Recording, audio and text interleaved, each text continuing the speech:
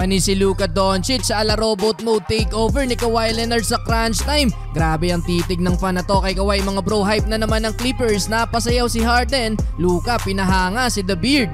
Dallas versus Clippers. First half mga bro, natambakan malala ng LA ang home team. Umabot sa 22 points ang largest lead ng Clippers. 14 points si Kawhi Leonard na bagong update ngayon ng software. Bato-bato ang katawan ni Daklo mga bro. Buwat na naman ni Luka Doncic ang Dallas na hanggang ngayon no Kyrie Irving due to injury. 21 points ang kinana ni Luka sa first 2 quarters. Halfway mark ng second quarter nang pinahanga niya si The Beard nang maipasok pa tong tough shot sa may corner. Pinalo sa puwetang mob superstar. Parang respeto lang noon na binigay ni Kobe Bryant sa young Stephen Curry nang tapikin ni Black Mamba ang ngayong greatest shooter na si Curry. Well, halftime mga bro, 67-56. Entering the third quarter, ganda ng simula ng Dallas. 12 tuturan mga bro, sunod-sunod ang slam dunk dyan ng Mavericks. Tinamaan ng alat sa quarter na to si Luka at walang naitalang puntos, pero marami naman nang nag-step up para sa Dallas. Parehas may double figure na sa bench si Tim Hardaway Jr. at Jaden Hardy. Nandyan pa si Dante Exum mga bro na patuloy ang quality minutes na binibigay para sa Dallas habang wala pa itong si Kyrie.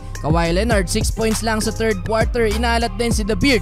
0-for-2 sa field. Last 2 minutes, pumahabol pa ng run ng Dallas hanggang sa naibaba na sa 2 points ang kalamangan ng Clippers 85-83. Kahit si Kyrie Irving mga bro hindi makakapaniwala nang maimintis pa ni Doncic ang dalawa sa free throw. Tabla pa sana ang laban. Well, fourth and final quarter, dikdikan na ang laban mga bro. Nakakalamang na din dyan ng Dallas mula sa tres ni Dante Exum. Pero heto na si James Harden with the back-to-back 3-pointer. Takeover na si The Beard mga bro. Balik ulit sa Clippers ang kalamangan. Under 5 minutes, first field goal pa lang ni Luka sa second half. Inatake ang depensa ni Harden. Halos nagpapalitan lang sila ng kalamangan mga bro. Lalamang ang Dallas, sasagot agad sa kabila ang Clippers. Robot mode na si Kawhi Leonard. Alley-oop dunk mula sa pasa ni Terrence Mann. Take over sa crunch time mga bro si Daklo. Pero bago yan, nakapagdala muna ng clutch and one si Norman Powell. 114-110. Out after nyan, dito na nagsimulang mag-take over si Kawhi Leonard. Timeout ang Dallas after ng dunk na to ni Daklo mga bro. 116-110.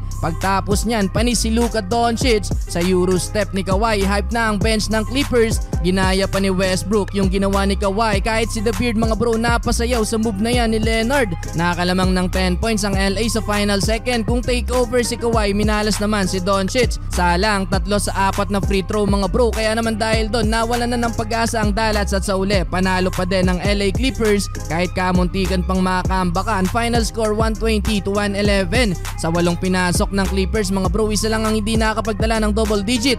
Double-double si Kawhi Leonard, 30 points with 10 rebounds, 17 si The Beard. Leading scorer naman sa bench si Norman Powell na may 21 points, Westbrook with 10 points. Sa Dallas, 28 points para kay Luka, 21 points para kay Tim Hardaway.